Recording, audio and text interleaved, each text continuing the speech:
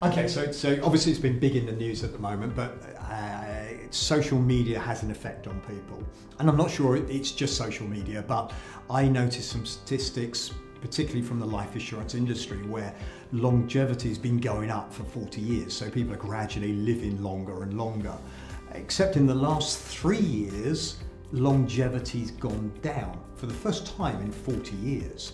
And the reason it's gone down, and this is American statistics by the way, is that people are committing suicide 27 to, I think it was 32, 33 was the strong one.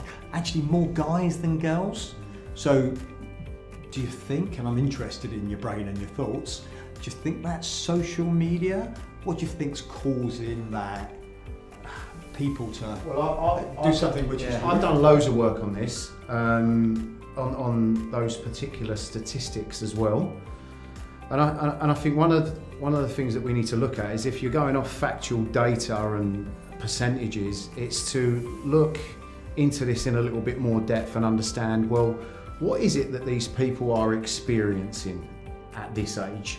What's new that's been put in over the last 3 years, or what's now come to a spearhead in the last 3 years that's been a bit of a catalyst to maybe now them numbers increasing. I would certainly agree with you, Nigel, to say that social media certainly has a really big effect on, a really big effect on this. Yeah. I think a lot of people that I sit with are really caught up in comparison, judgment. They're benchmarking their success on what other people are doing. You know, a lot of social media stuff that you see is people's showreel. It is the best bits. And so people always put something on social media when they're doing great. When they're not doing so great, they sort of, you know, you don't see them posting as much, or they don't engage as much. And I think what that does, it perceives this life that isn't really real, and then when you've got that life in front of you and you're trying to achieve your goal, you'll then look at where you are in comparison to that life, and then that will determine how well you're doing at life. And so I think that is a huge part of why people are taking their lives a lot more. But I think another reason why people are taking their lives a lot more is that people now are talking about things a lot more, and so that can uncover two things, right? You can start to bring up old things or gremlins that you've kept away in the locker, in the wardrobe a little bit more. Now you're bringing them to the forefront of your brain a lot more. One of the things that my old coaches said to me a long time, Tim, is, look, Tim, if you're going to talk about your adversity, you know, don't give it too much life. Because if you do, you'll start to relive it again, and those emotions that you experienced when you was going through it will start to come to the forefront of your brain. Surely if you just put it to one side, that causes a negative effect as well, doesn't it? Yeah, no, without a shadow of a doubt it does. And so I think that what you need to do is have that balance of, you know, so number one, who are you speaking to about these things? Are they qualified?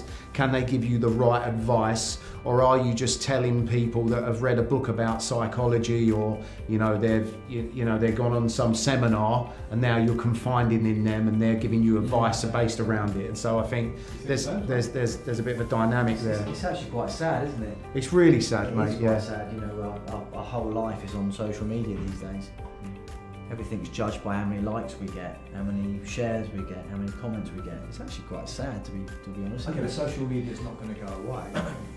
I think it's going to get more. So it's going to get more. It's not going away. Yeah, agreed. So it's social media, it's growing, and it's going to continue to grow. So then, how do we help people? I think the social media companies have to police it better. First of all, I think, you know, if we open a DeVere Vault account, you've got to show your passport. Yeah. I think if you open up an Instagram account, you should have to show your passport. You can have a fake Twitter account super easy, and then I think so that people get abused like crazy on Twitter. It's mad. It's mad. This trolling. You did a video with Callum Best not so long ago. When Callum Best's dad died, he got sent pictures of people dying of liver disease. You know, imagine that, like yellow people being sent to him. I What the think his fuck? dad turning yellow. I mean, what the fuck? Right? I mean, that's. I mean, It's look, madness, look, there's a father and a son sitting in this room, and so it doesn't matter which one it would happen to. What you would experience if you was to receive something like that, you know, it'd break both of you. Like that's normal. If you love someone, if you love someone, that's how it was. I mean, going back to the Caroline Flack thing that's recently happened. My wife actually said to me, you know, she said, Tim, it seems like these people find it really hard to deal with fame and being in the media and what that brings to them. And I said to her, Amanda, I said, listen, I mean, we love to disagree. It's my wife, for God's sake. So we like to disagree. I said to her, look, I said, what you're actually not seeing here is this.